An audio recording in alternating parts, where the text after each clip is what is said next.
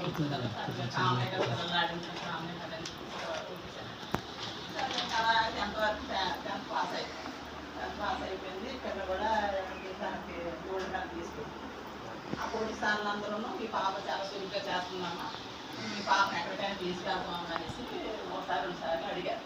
అడిగితే నా వద్దని మా పాపకి చదువు చెప్పండి చాలు, ఎందుకు చదువుకోవాలి, చదువుకుంటే పిల్ల భవిష్యత్తు బాగుంటుంది కదా అని మామూలుగా సార్ని చెప్పి నేను వచ్చాను.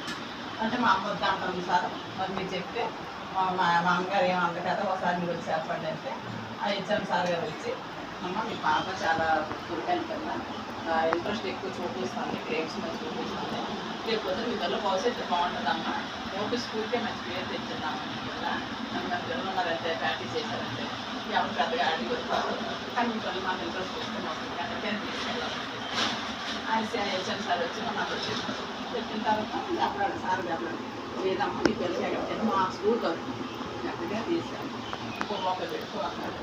ఎక్కడైనా ఆడుతున్నాను నాకు వాళ్ళు పాస్ అయ్యి సెటిలింగ్ అనుకోని తర్వాత మా నాన్నగారి కూడా చెప్తే నాకైతే ఆటల గురించి కానీ మాకు తెలియదు, ఆటలు నువ్వే బయట చెప్పాలి, నేనే చెప్తాను మా వాడిని నేను చెప్తాను నువ్వే చెప్పాలని తనాలు ఇచ్చిన తర్వాత మాటలు ఇచ్చిన తర్వాత తనాలు లేదంటే నైట్ పూట ఉదయం 6 గంటలకు వెళ్ళిపోయింది.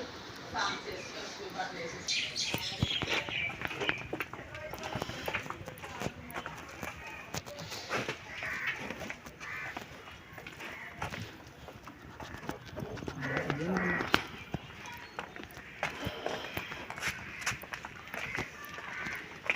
ముందు ఉందా